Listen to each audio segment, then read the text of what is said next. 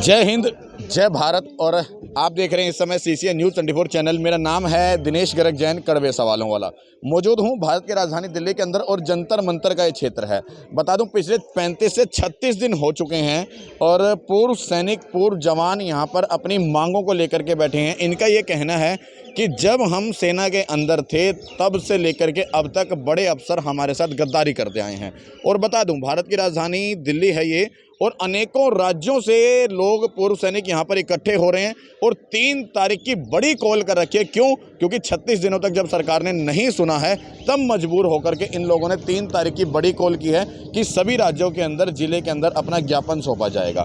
ये लोग गौतम बुद्ध नगर से पहुँचे हैं और इस उम्र में भी, मतलब मैं बुजुर्ग नहीं कहूँगा क्योंकि एक जवान जो है हमेशा जवान रहता है, जिसका नाम ही जवान रख दिया वो बुजुर्ग हो ही नहीं सकता। फिर भी आपको जय हिंद। धन्यवाद सर, धन्यवाद। किस तरह से अफसर आप लोगों के साथ गद्दारी करते हैं जब आप सेना में होते हैं? तो जब सेना में हम होते हैं सर, तो जो जवानों का हक है उस पर बहुत कम तवज्जो देते हैं और उनको एक तरह से लॉलीपॉप दे करके अपना ही स्वार्थ उसमें सिद्ध करते हैं। और इसी तरह से अभी भी जो है, जो पे को कमीशन जितने बैठे हैं उनमें भी यही मेजर सतवीर सिंह साहब ने यही धोखा गद्दारी की है देश के साथ। क्या गद्दारी की है सतवीर जी ने? ये की है कि हमको तो बता दिया कि इस तरीके से आपका भी उसमें जो नया उससे वेतन हो रहा है उसको आपको पूरी सुविधा मिलेगी, लेकिन ऐसा हुआ नहीं। खाली ऑफिसर्स के लिए उसमें उन्होंने रखा है। अब वो हमारी एक हक, हम मांग तो हमारी है, हमारा जो हक है हम उसको मांग रहे हैं। जो हक गवर्नमेंट की तरफ से हम दे रखे हैं, हमको वंचित कर रखा है। हमारी दिव्यांग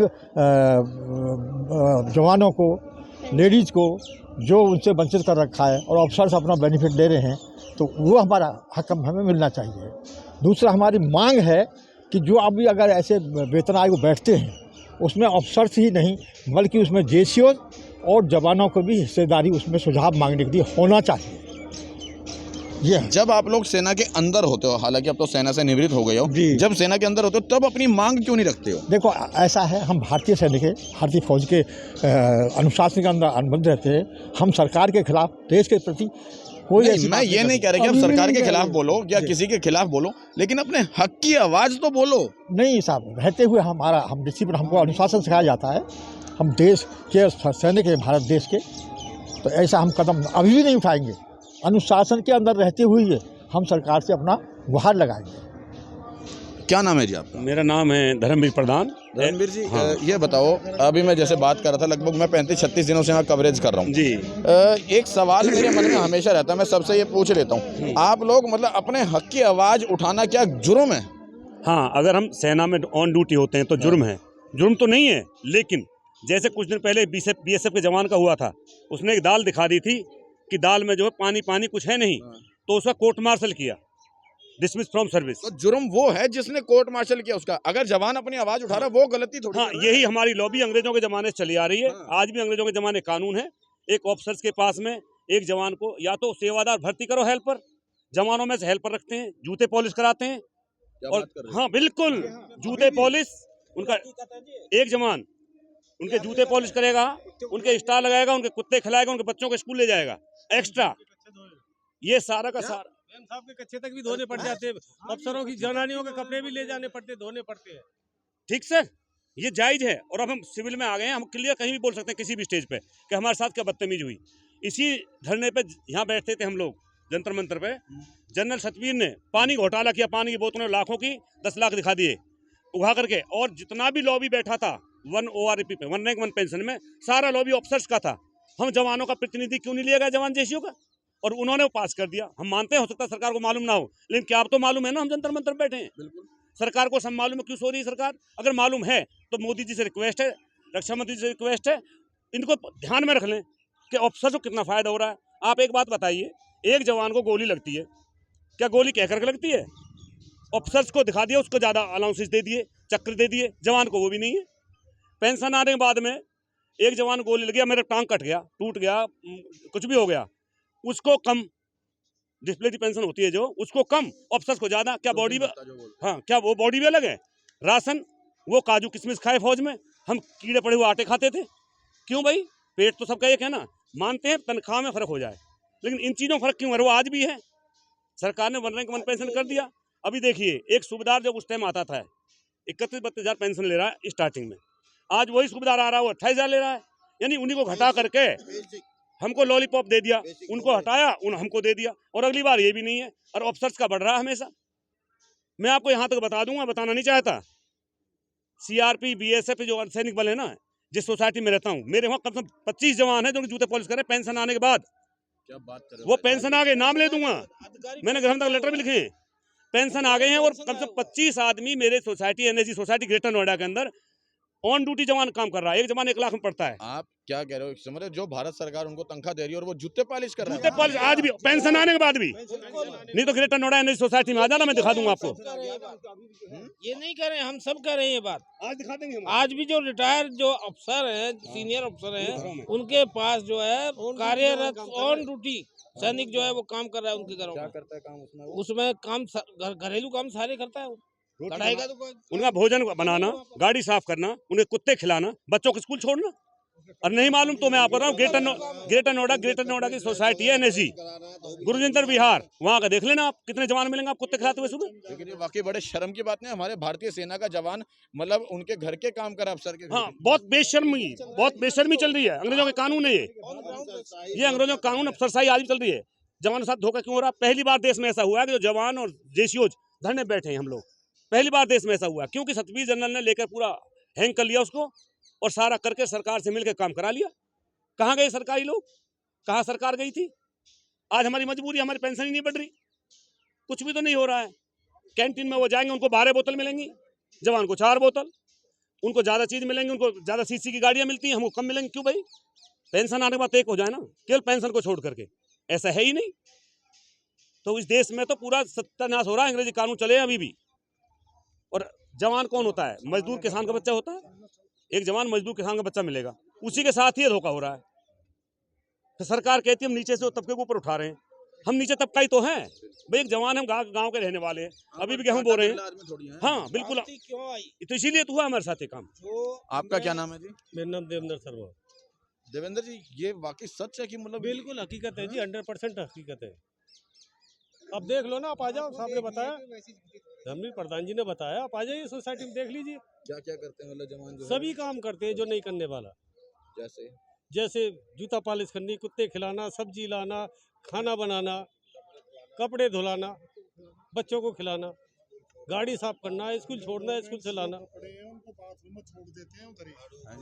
अंडर गवर्नमेंट जो कपड़े होते हैं, मैम साहब हो या अफसर हो, बाथरूम में उधर उतार के छोड़ जाते हैं। जवान लाता उनको उठा कर, उनको हाथ भी नहीं लगाते। मतलब जो हमारे भारत का जवान है, जो सरहद पर गोली मारने के लिए जिसको रखा है दुश्मन को, वो मेम साहब के पर्सनल काम कर रहा है। पर्सनल नहीं, और उससे करा हुआ काम है, उसको तो वो खुद करना चाहिए जिसको, उससे भी नीचे का पर्सनल काम तो बहुत है। GD बख्शी जी ने कभी आपकी आवाज नहीं उठाई, बड़ा GD बख्शी ने नहीं उठाई हमारी आवाज।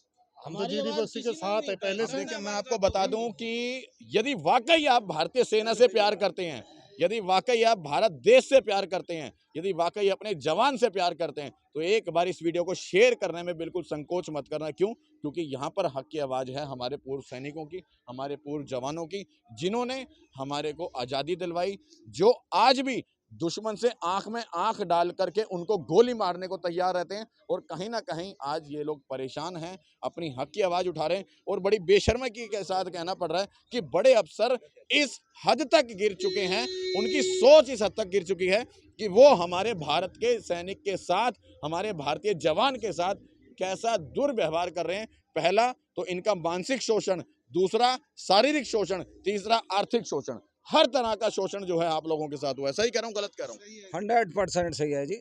और देखो, मतलब और क्या बताऊं, मतलब घर के कुत्ते घुमवाना, मतलब एक अफसर जवान से, उस जवान से जो सेना में भर्ती हुआ है, उस जवान से जो बॉर्डर पे खड़ा होने के लिए भर्ती हुआ है, उस जवान से अफसर घर के कुत्ते घुमवाते हैं, उस जवान से कपड़े धुलवाते हैं, उस जवान से खाना मंगवाते हैं, उस जवान से ना जाने कौन कौन से वो काम करवाते हैं, गंदे गंदे काम करवाते हैं। और ऐसे गंदे गंदे काम करवाते हैं, मैं आपको कैमरे पर मुंह से बोल भी नहीं सकता।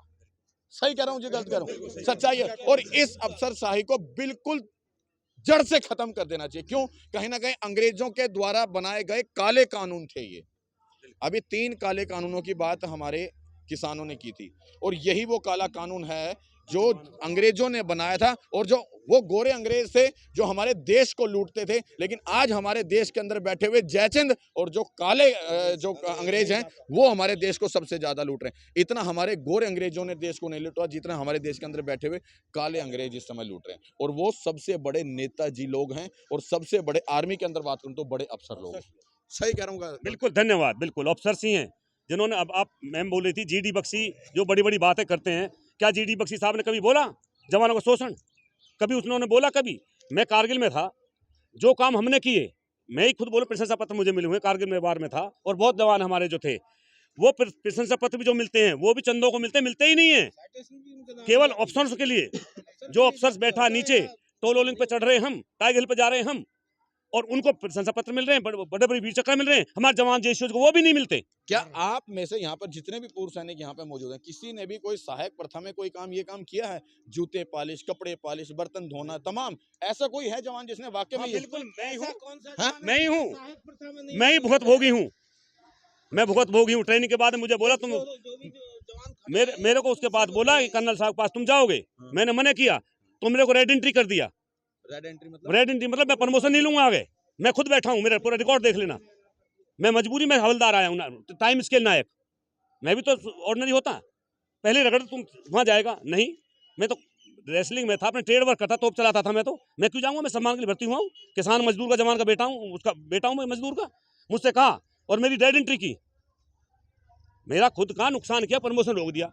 अलवर में मैं पोस्टिंग था, मेरा एक फीती था, वो उतार के मेरे हाथ में पकड़ा दिया और दूसरे को 2 फीतियाँ लगा दी गई। ये मैं भुगत भोगी हूँ। 1900 वो बताऊंगा नहीं, के बाद कभी आए तो मौका मैं बताऊंगा। जीडी बख्शी साहब से जो बैठता हूँ चैनल में बताऊंगा उसको। जिस सोसाइटी में रहता हूँ वहाँ गवर्नर ब्रिगेडियर है बीडी शर्मा, जो गवर्नर है आज लद्दाख के, उसी सोसाइटी में रहता हूँ। वहीं जाके देखो कितने जवान जैसे अफसरों के नीचे मिलेंगे, गुजर बिहार मिलेंगे। मैं भुगत भोगी हूँ। कुछ तो लोग बोल जाते भाई कह दी भाई, कुछ तो बोल जाएंगे भाई ये चल रहा है, सुना है। मैं बोला भुगत भोगी मैं हूँ।